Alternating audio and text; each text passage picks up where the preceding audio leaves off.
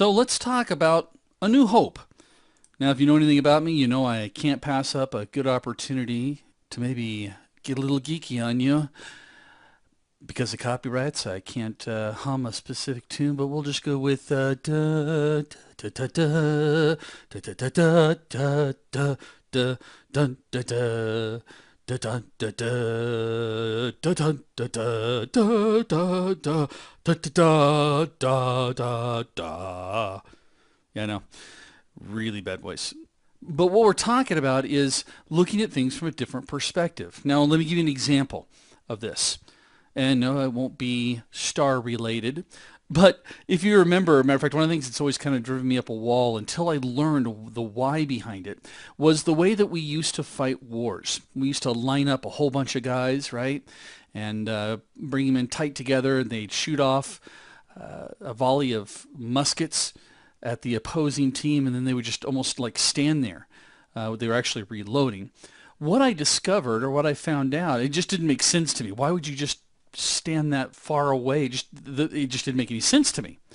Well, the reason behind it, the reason why they did these types of battle lines was because they were firing with muskets, and muskets are only accurate, or at the time, they were only accurate up to about 40 to 50 yards. After that, matter of fact, at about 50 yards, I think they said that you had a 40% chance of hitting your target.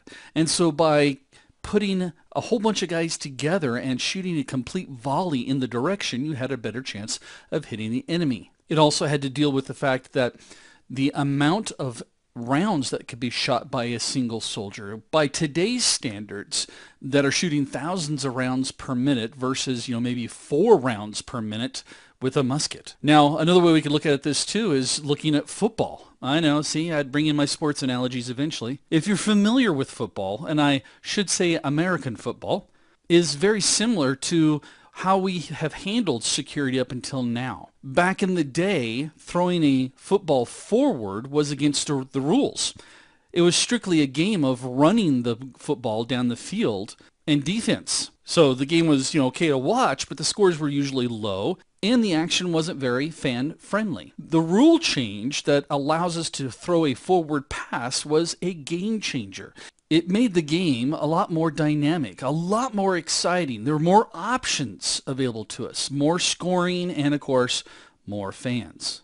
And in the same way that the forward pass was a game changer in the game of American football, changing our rules that we use to engage and launching offensive attacks in our cybersecurity is an actual game changer. Now, some of those things that will help us in this next generation, or the game changer, is going to be a combination of things.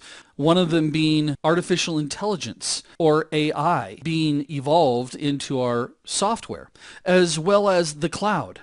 If we migrate our systems to a hosted cloud environment, it opens the opportunity to go on the offense. You eliminate the vulnerabilities in your core infrastructure. Hey, that's pretty much a game changer, right? Another game changer for us is going to be behavior analysis. This is where we have software that looks at the standard behavior of a particular user or a particular box and may see something out of the norm taking place based off of past behaviors. They normally don't do this. So again, it'll be exciting to see what happens. Hopefully in 25 years, I'll be able to sit in my rocking chair and tell my kids, back in the day, we had antivirus and firewalls. Actually, it'll probably be more like, hey, Grandpa, tell us about the time when you had terabyte hard drives.